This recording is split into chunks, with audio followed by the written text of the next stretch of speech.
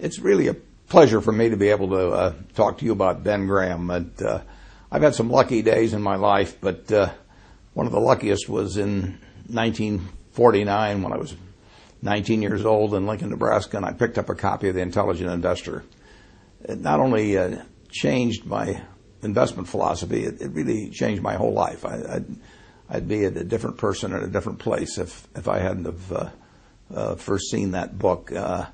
I got a bedrock of investment philosophy that really hasn't changed ever since I read the book. I may embellish on it a little here and there, but it was Ben's ideas that sent me down the right path. And then a year or so later, I very belatedly applied to Columbia University, and Dave Dodd let me in, and I got to know Ben personally when he was my professor in the second semester there. And when I finished up, of course, I said I'd go to work for him for nothing, and he said I was overpriced, and he probably was right. But a few years later, I got a letter from him, and he said, next time you're in New York, I'd like to talk to you. And I made a point of being there about 24 hours later, and he offered me a job. And I didn't ask the salary, but fortunately, at the end of the first month, I found out he'd not taken me, or maybe he'd forgotten about the fact that I'd do it for nothing. And I got inspired working for him, just being around him every day.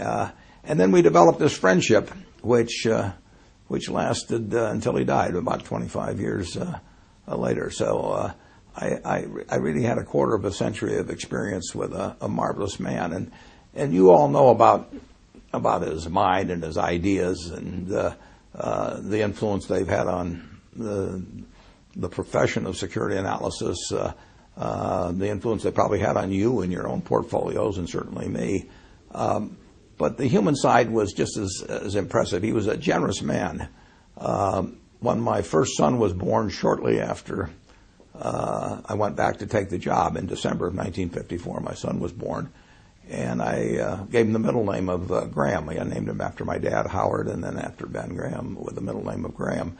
And Ben came over to our apartment in White Plains and gave me a camera and a movie projector. It was a lot different doing that sort of thing in those days. And so I could record what was happening with Howard Graham Buffett from virtually the moment he was born. A little later, I think my wife had said something to him about my lack of dancing ability or something, which was well justified.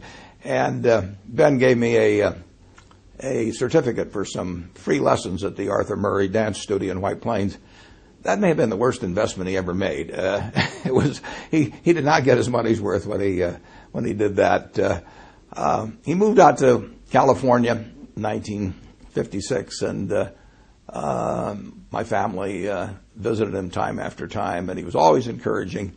The one thing about it is that you never could balance the books with Ben. He would do things for me or for other members of the family, and you never could think of anything to do for him. So it's a real pleasure for me in a small way to be able to attempt to balance the books by just telling you and the rest of the world what a wonderful human being he was. And that's what really counts. I mean, he couldn't help but be smart. I mean, he was born wired in a way where he was going to be able to accomplish things intellectually that very, very few people could do. And when you think about, particularly in the light of today's markets, think what a remarkable achievement it was to be writing a book in 1934, security analysis. Probably was writing it in 1932 and 3, and here was a man that had been devastated by the Depression and the stock market crash. Many of you manage money. He was managing money for people, and they were disappointed with what had happened.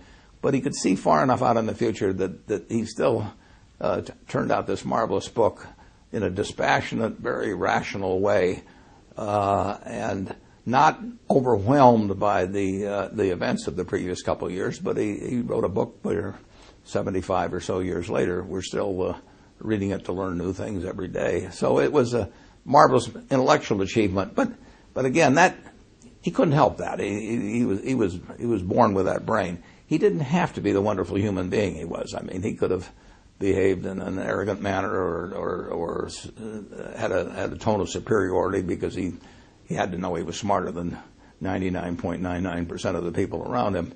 But he wasn't that kind of a person at all. He treated all of us students, came up to Columbia on a Thursday for 20 or 25 years just to help out a bunch of students that he might never see again, that weren't going to do anything for him. He was sharing knowledge that, in effect, was going to make them competitors. I bought some of the same stocks that Graham Newman was buying, his investment company, later on. I didn't buy them in very big quantities because they didn't have that kind of money. But he was creating competitors. It didn't bother him. He used current examples. We would sit there in class, and he would tell us about things that we never would have found on our own. But he was just a generous man in every way, and I was lucky to know him, and I hope you've gotten to know him a little bit through these comments.